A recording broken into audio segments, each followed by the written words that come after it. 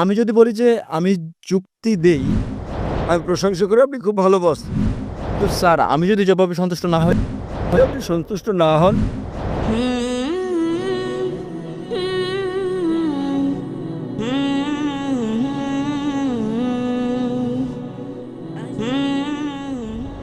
শুভ সন্ধ্যা doctor Zakir এবং যারা উপস্থিত আছেন। আমার কোনো কিছু বলার আগে আমি কেবল বলতে চাই, আমি যা জিজ্ঞেস করছি তাতে কাউকে অসম্মান করা আমার লক্ষ্য নয় এবং সবার কাছে আমি খুবই তরুণ। তাই কিছু বেঠিক বললে আমাকে ক্ষমা করবেন। আমার প্রশ্ন হচ্ছে, যতদূর আমি দেখেছি এবং জেনেছি, আমার চতুর্পাশে আমি দেখেছি ইসলাম প্রতিমা পূজায় বিশ্বাস করে না। তাই আমি জানতে চাই প্রতিমা পূজায় বিশ্বাস না করার কারণ কি? এটা আমার প্রথম প্রশ্ন। ভাই প্রশ্ন করলেন যে তার বিশ্বাস মতে ইসলাম প্রতিমা পূজায় বিশ্বাস করে না। কেন ইসলাম প্রতিমা পূজায় বিশ্বাস করে না? যে কারণে ইসলাম প্রতিমা পূজায় বিশ্বাস করে না তা হচ্ছে এটা নিষিদ্ধ। পয়েন্ট নাম্বার 1, আপনি ঈশ্বরের প্রতিমা বানাতে পারেন না। ঈশ্বরের প্রতিমা বানালেন আপনি ঈশ্বরকে অবমাননা করলেন। ধরেন আপনি প্রতিমা বানালেন এবং ধরেন প্রতিমাটা পড়ে গেল, প্রতিমাটার কি হলো সেটা ভেঙে গেল। যদি প্রতিমা নিজেকে সাহায্য করতে না পারে, কিভাবে আপনাকে সাহায্য করতে পারবে? স্যার, কিন্তু এখানে আমার পয়েন্ট হচ্ছে, যদি ঈশ্বরের প্রতিমা থাকে সেটা আসল ঈশ্বর না হতে পারে যিনি বিরাজমান। কিন্তু এটি আমাকে তার প্রতি উপাসনায় সহায়তা করে, প্রার্থনায় মনোযোগ বাড়িয়ে দেয়। যদি এটা সাহায্য করে আসল প্রার্থনায় মনোযোগ বাড়াতে, আপনার কি ধারণা এটা কি ঠিক? ভাই বলছেন যে সে প্রতিমা যদি ঈশ্বরের প্রতি মনোনিবেশে সহায়তা করে সেটা কি তার জন্য ভালো নয়? কিন্তু ঈশ্বর যখন বলছেন আমার প্রতিমা বানিও না, তবুও কি আপনি বলবেন এটা স্রষ্টাকে মনোনিবেশে সাহায্য করে? এটা কি ঠিক না ভুল? যদি আপনি ঈশ্বরকে ভালোবাসেন তাহলে তাকে মান্য করবেন কিনা? যদি আপনি ঈশ্বরকে ভালোবাসেন তাকে মানতে হবে। ধরুন আপনি একটা কোম্পানিতে কাজ করেন এবং বস আপনাকে বলছেন যথাসময়ে অফিসে আসুন। আপনাকে ঠিক 10টায় আসতে হবে। আপনি বলবেন না, আমি যদি 11টায় আসি, আমি ঘুমাবো আরো ফ্রেশ থাকবো, আমি 11টায় আসবো। সেটা কি ঠিক না ভুল? সেটা ভুল। এরপর কিছু লোক আসলো 10টায়, কেউ 11টায়, কেউ বা আবার আসলো 12টায়। না, না, কিন্তু আপনি জানেন আমি ভালো কাজ করতে পারি। কেউ আসলো 1টায়, আবার কেউ আসলো 2টোর সময়। আপনার কি ধারণা কোম্পানিটি ভালো চলবে? না, আমি আমার বসকে খুব ভালোবাসি। বস বলছেন যথাসময়ে আসুন, টা মানে 10টা। যদি আপনি বসকে ভালো না বাসেন তাহলে আপনি দেরি করে আসতে পারেন আর রেজিস্টারে লিখে দিতে পারেন আমি ঠিক সময় এসেছি। এটা হচ্ছে প্রতারণা। তাই আল্লাহ স্পষ্ট করে বলে দিয়েছেন কোরআনে যে প্রতিমা পূজা করা নিষিদ্ধ। এটা এমনকি হিন্দু ধর্মগ্রন্থে উল্লেখ করা হয়েছে। সুস্পষ্ট করে বলা হয়েছে, আমি আগেও বলেছি, শ্বেতাসূত্র উপনিষদে আছে, অধ্যায় নম্বর 4 অনুচ্ছেদ নম্বর 19, যজুর্বেদ অধ্যায় নম্বর 32 অনুচ্ছেদ নম্বর 3, না তাসের প্রতিমা আস্তি, মহান ঈশ্বরের কোনো প্রতিমা নেই, কোনো প্রতিচ্ছবি নেই, কোনো ফটোগ্রাফ নেই, কোনো চিত্র নেই, কোনো প্রতিকৃতি নেই, কোনো প্রতিমা নেই, কোনো ভাস্কর্য নেই, কোনো মূর্তি নেই। যখন ঈশ্বর বলছেন কোনো মূর্তি নেই, কোনো ভাস্কর্য নেই, আপনি বলছেন না, না, মনোনিবেশ করতে আমার দেবতা দরকার। কথা কে বলেছেন? হিন্দু পণ্ডিতগণ। যখন আমি পণ্ডিতকে বলি যে এটা স্পষ্ট করে লেগেছে বেদে পূজা করা ভুল, তারা বলেন না, না, প্রথম দিকে যখন আমি প্রাথমিক ধাপে থাকি, নিম্ন পর্যায়ে আমার প্রতিমা পূজা প্রয়োজন মনোযোগের জন্য। যখন আপনি উচ্চ স্তরে, উচ্চ সচেতনতার স্তরে পৌঁছান তখন আর প্রতিমা দরকার নেই। তাই আমি হিন্দু পণ্ডিতদের বলি মুসলিমরা ইতোমধ্যে সচেতনতার উচ্চ স্তরে পৌঁছে গেছে। আহ, স্যার স্যার তবে যদি এটা আমাকে সাহায্য করে কোনোভাবে, তাহলে ঈশ্বর কেন বলবে এটা করো? কারণ আপনি ঈশ্বরকে হেয় করছেন। ধরেন আপনার বস বললেন 10টায় আসতে, না, এটা আমাকে সহায়তা করে, আমি যদি 11টায় আসি শান্তি অনুভব করি, তাহলে আপনার বস আপনাকে বলবেন। যদি আপনার সহায়ক হয় তাহলে কোম্পানি থেকে বেরিয়ে যান, অন্য কোম্পানিতে যোগ দেন, যেখানে কেউ আসে 10টায়, কেউ 11টায়, কেউ 12টায় আসে। আপনি কর্মচারীকে বললেন 10টায় আসতে, ধরেন আমি কর্মচারী বললাম দুপুর 12টায় আসবো, আমি শান্তি অনুভব করি, এটা আমাকে ভালো লাগে, আমি প্রশংসা করি, আপনি খুব ভালো বস। আপনি কি পছন্দ করবেন?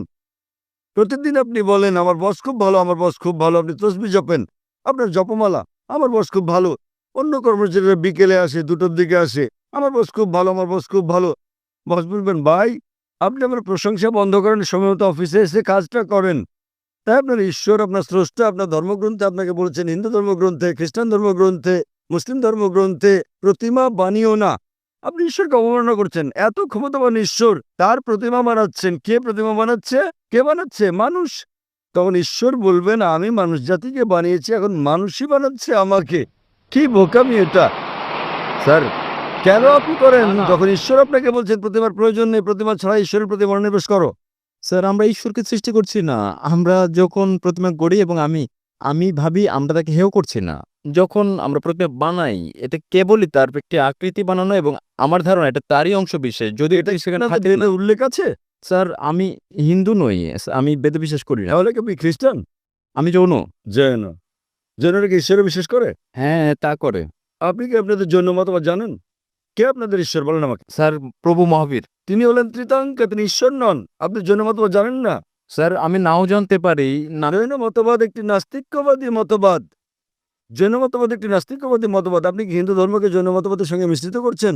স্যার আমি বলছি যে আমি হিন্দু নই। আমি জানি আপনি হিন্দু নন, কিন্তু আপনি জৈন হলে এবং আপনি বলছেন মহাবীর ঈশ্বর, আপনার জৈন গ্রন্থে কোথায় উল্লেখ আছে মহাবীর ঈশ্বর?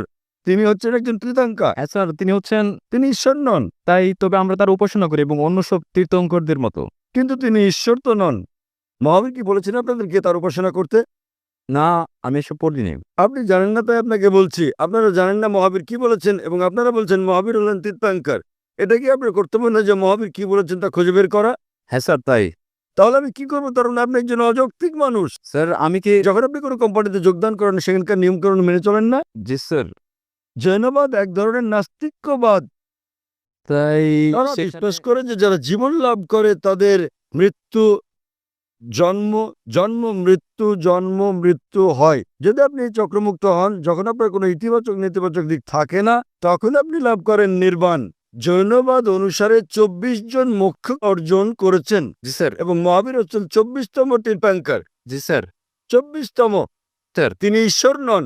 স্যার তার মানে আপনি আপনার মহাবীরকে চেনেন না, জৈনবাদ সম্পর্কে জানেন না। কিভাবে আমি আপনার সঙ্গে জৈনবাদ নিয়ে কথা বলি? স্যার আমি এখানে তা বলছি না স্যার।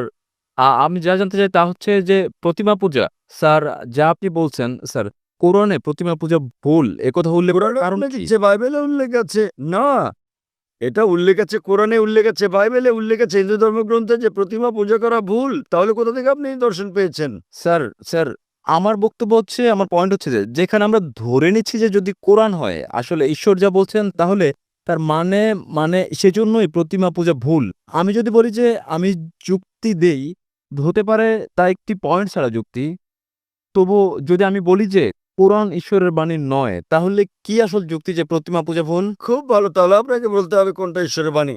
যদি কোরআন ঈশ্বরের বাণী না হয় তাহলে কোনটা ঈশ্বরের বাণী বলেন আমাকে। স্যার আমি জানি না আমি জানি, আপনি আমাকে অনুসরণ করেন। যদি আপনি না জানেন তো শিক্ষককে জিজ্ঞেস করেন। একজন ছাত্র বলছে শিক্ষককে 2+2=4 নয়, শিক্ষক বললেন কথা বলছে আমি জানি না। কিন্তু স্যার আমি যদি জবাবে সন্তুষ্ট না হই? যদি আপনি সন্তুষ্ট না হন তাহলে কারণ সেটাই। আপনি কি আমার আগের উত্তর কখনো শুনেছেন, আমার ভিডিও দেখেছেন? না স্যার এই প্রথম আমি আপনার বক্তৃতা শুনছি। আচ্ছা, আপনি কি আমার আগের উত্তর শুনেছেন যা আমি বিজ্ঞান সম্পর্কে এক নাস্তিককে বলেছি? আপনি কি মনোযোগ দিচ্ছেন? স্যার হতে পারে সে সময় আমি হলে ছিলাম না। আপনি কি সে উত্তরটা হচ্ছে, যদি আপনি না থেকে থাকেন আমি অনুরোধ করি আপনি যান এবং দেখুন আমার ভিডিও ক্যাসেট কোরআন কি আল্লাহর বাণী, আমার ডিভিডি। ওকে নামটা কোরআন বলবেন? কি নামটা কি আবার বলবেন? কোরআন কি ঈশ্বরের বাণী? কোরআন কি ঈশ্বরের বাণী? এবং ইনশাল্লাহ যদি আপনি মুক্ত মনে এটা দেখেন, আপনি ইনশাল্লাহ গ্রহণ করবেন যে কোরআন ঈশ্বরের বাণী এবং বিশ্বাস করবেন ঈশ্বর একজন, যার কোনো প্রতিমা নেই, এবং ইনশাল্লাহ আপনি এটা গ্রহণ করবেন। তাই যান এবং দেখেন ডিভিডিটা, এটা 4 ঘন্টার ডিভিডি। এবং ইনশাল্লাহ আপনার কোনো জিজ্ঞাসা থাকলে আপনি আমাকে লিখতে পারেন আমার ইমেলে zakir@irf.net।